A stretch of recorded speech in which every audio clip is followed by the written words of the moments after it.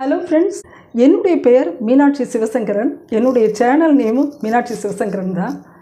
நான் என்னை பற்றி உங்கள்கிட்ட அறிமுகம் செய்து கொள்கிறேன். எனக்கு 2 பசங்க, 2 பசங்களுக்கும் கல்யாணம் பண்ணி கொடுத்தாச்சு. அவர்கள் செட்டில் ஆகிட்டாங்க. எனக்கு ஒரு வயதான அம்மா இருக்காங்க, 93 வயசாச்சு. நான் ஒரு ஆசிரியராக பணியாற்றி கொண்டிருந்தேன். என்னுடைய கணவர் 2021 இறந்து போயிட்டார். அதன் பிறகு என்னுடைய ஆசிரியர் பணியை நிறைவு செய்துவிட்டு வீட்டில் இருந்து கொண்டே ஹிந்தி வகுப்புகள் எடுத்துக்கொண்டிருக்கிறேன். நம்மளுடைய வயதான காலத்தில் என்னை பொறுத்த மட்டுக்கும் யாருக்கும் பாரம் இல்லாமல் இருக்கணும், நம்ம மனசை எப்போவுமே ரிலாக்ஸாக வச்சுக்கணும், அமைதியாக வச்சுக்கணும் அப்படிங்கிற ஒரு கருத்து எனக்கு எப்போவுமே இருக்கும். அந்த வகையில் நான் என்னுடைய சேனலை ஆன்மீக சேனலாக உங்கள் முன்னாடி அறிமுகம் செய்து கொள்கிறேன். ஆன்மீகம் அப்படின்னா என்ன அப்படிங்கிறத முதல்ல தெரிஞ்சுக்கணும். ஆன்மீகம் அப்படின்னா முதல்ல நம்மை பற்றி தெரிஞ்சுக்கணும், நம்மளுடைய உணர்வுகளை பற்றி தெரிஞ்சுக்கணும், நம்மளுடைய ஆன்மாவை பற்றி தெரிஞ்சுக்கணும், நம்மை சுற்றி உள்ள சமுதாயத்தை பற்றி தெரிஞ்சுக்கணும்.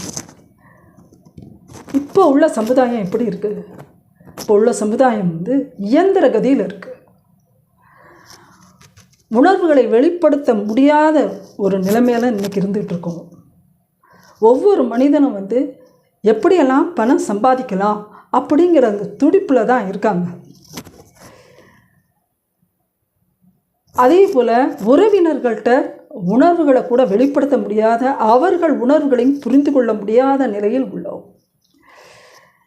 இப்படிப்பட்ட இயந்திரகதி வாழ்க்கை தான் இப்போ உள்ள வாழ்க்கை.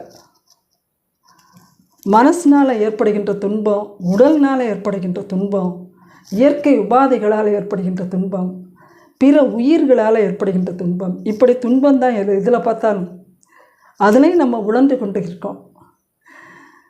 எங்கே பார்த்தாலும் நோய்களின் ஆக்கிரமிப்பு, இப்படியாக எங்கும் வேகம், எதிலும் வேகம்.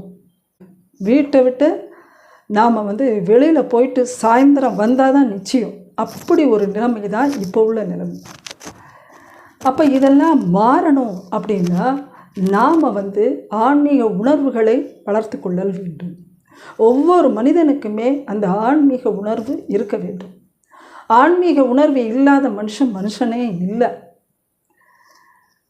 அந்த ஆன்மீக உணர்வு இருந்தால் தான் அவன் மனம் உறுதியடையும், மனம் பலமடையும், நமக்குள்ள ஒரு உறுதி கிடைக்கும், எதையும் ஒரு செய்யக்கூடிய ஒரு ஆற்றல் நமக்குள்ளே கிடைக்கும். இப்போ இந்த ஆன்மீக உணர்வு இருந்தால் மனசில் அமைதி இருக்கும். அமைதி இருந்தால் நம்மக்கிட்ட இறைவன் குடிகொண்டிருவார். கண்டிப்பாக அமைதி இருக்கிற இடத்துலலாம் இறைவன் இருப்பார். அப்போ இறைவன் நமக்குள்ளே இருந்தார்னா நம்ம எந்த சக்தியும் நம்மளை ஒன்றுமே செய்ய முடியாது. இறைவன் நம்ம கூடயே இருக்கும்போது எனக்கு யார் என்ன செய்ய முடியும்? நமக்கு எல்லா துன்பங்களையும் அவர் தான் பார்த்துக்குவார். அப்போ அந்த இறைவனை நாம் அடையணும்னா நமக்குள்ள பக்தியை வளர்த்து கொள்ள வேண்டும். பக்தி இருந்தாலே நமக்குள்ள ஒரு பலம் வந்துவிடும், நமக்குள்ள ஆன்மீக சிந்தனை வந்துவிடும், நல்ல சிந்தனைகள் வந்துவிடும், ஒழுக்கம் வந்துவிடும், தர்ம சிந்தனை வந்துவிடும், இரக்க குணங்கள் வந்துவிடும். இப்படியாக நம்மை எப்போவுமே நல்லபடியாக அமைதியாக வச்சுக்கலாம். அதனால தான் இந்த சேனல் நான் ஆரம்பிச்சிருக்கேன். என்னுடைய சேனல் மூலமாக ஒவ்வொரு திங்கட்கிழமையும் நான் ஆன்மீக கதைகள் சொல்லுகின்றேன். அதே போல் புராணங்கள், இலக்கிய கதைகள், இலக்கியத்திலே ஆன்மீக கதைகள், சிறுகதைகள் மற்றும் ஆன்மீகம் சார்ந்த வழிகள் என்னென்ன, ஆன்மீக செய்திகள் என்னென்ன, இப்படியெல்லாம் என்னுடைய சேனல் மூலமாக உங்களுக்கு சொல்லிக் கொடுக்குறேன். அதே போல் ஒவ்வொரு வாரமும் புதன்கிழமை ஸ்லோகங்கள்லாம் நாம் பார்க்கலாம். ஸ்லோகங்கள் பார்க்கும்போது நமக்குள்ளே ஒரு மன அமைதி கிடைக்கும், இறைவனை வழிபடக்கூடிய ஒரு வாய்ப்பு கிடைக்கும். அது கூடாமல் சமையலும், ஒவ்வொரு சனிக்கிழமையும் உங்களுக்கு சமையலும் காமிக்கலான் இருக்கு. சமையலும் ஆன்மீகத்தில் ஒன்று தான் என்னுடைய கருத்து. எப்படி சமையலும் ஆன்மீகம் ஒன்றா இருக்கும்?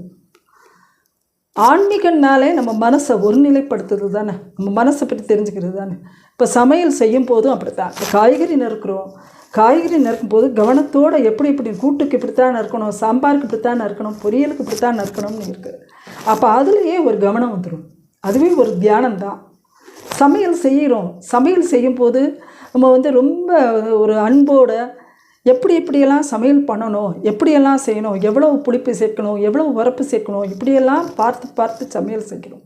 அதுவே ஒரு தியானம் தான். ஆன்மீகத்தில் அது ஒரு பாதை தான். அப்போ அந்த சமையல் செய்யும் போதே நமக்குள்ள ஒரு அன்பு மேலோங்குகிறது. இந்த அன்பு மூலமாக நாம் செய்யப்படுகின்ற உணவு நம்மளை சேர்ந்தவர்களுக்கெல்லாம் போகும்போது அது அவங்களுக்கு நல்லவைகளையே செய்து கொடுக்கும், அவங்களுக்கு நல்ல பலத்தை கொடுக்கும். இப்படியாக சமையலும் ஆன்மீகத்தில் ஒன்று என்ற கருத்தில் வந்து நான் ஒவ்வொரு வாரமும் சனிக்கிழமை என்னுடைய சமையல் இதை வந்து உங்களுக்கு காமிக்கிறேன். என்னுடைய தாய் தந்தை சொல்லிக் கொடுத்தது, என்னுடைய உறவினர்கள் சொல்லிக் கொடுத்தது. இப்படியாக எல்லாருக்கும் சமையல் தெரியும் என்றாலும் நான் வந்து எனக்கு தெரிஞ்ச சமையல்லாம் உங்கள்கிட்ட காமிக்கலான் இருக்கேன். நீங்கள் பாருங்கள். இது நானே டைரக்ஷன், நானே வந்து எல்லாமே, நானே டைலாகு, நானே எடிட்டிங், எல்லாமே நான் தான். அதனால் நீங்கள் பாருங்கள். எனக்கு தெரிந்தவைகளை உங்களுக்காக என்னுடைய சேனல் ஒரு பொழுதுபோக்காக, மேலும் ஆன்மீக கதைகளெல்லாம் நீங்கள் நிறைய தெரிஞ்சுக்குவீங்க. அதனால் என்னுடைய சேனலுக்கு நீங்கள் தான் ஆதரவு காமிக்கணும். ஆதரவு அளித்து சப்ஸ்கிரைப் பண்ணி எல்லாருக்கும் ஷேர் பண்ணுங்கள். இதெல்லாம் நீங்கள் கண்டிப்பாக நீங்கள் வந்து பாருங்கள். அது கண்டிப்பாக உங்களுக்கு பிடிக்கும் என்ற நம்பிக்கை எனக்கு இருக்குது. மேலும் வந்து முதல் வாரம் வந்து திங்கட்கிழமை நான் என்ன பண்ண போகிறேன்னா, நமக்கு கடவுளாக நம்ம வந்து முதற்கடவுளாக யாரை படுக்கணும்? விநாயகரை நம்ம வழிபடுறோம். விநாயகர் சார்ந்த செய்திகளை முதல்ல நான் எடுக்கிறேன். விநாயகர் புராணத்தை நாம் எடுக்கிறேன். விநாயகர் கதைகளை உங்களுக்காக சொல்லுகின்றேன். விநாயகர் சார்ந்த செய்திகள் நிறைய உங்களுக்கு ஷார்ட்டில் கொடுக்குறேன். ஒவ்வொரு வாரம் நீங்கள் பார்த்து கொண்டு வருவீர்கள்.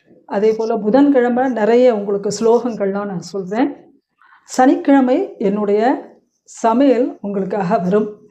என்னுடைய சேனலுக்கு நீங்கள் ஆதரவு காட்டி சப்ஸ்கிரைப் பண்ணி எல்லாருக்கும் ஷேர் செய்யும்படி மிக தாழ்மையோடு கேட்டுக்கிறேன். நன்றி.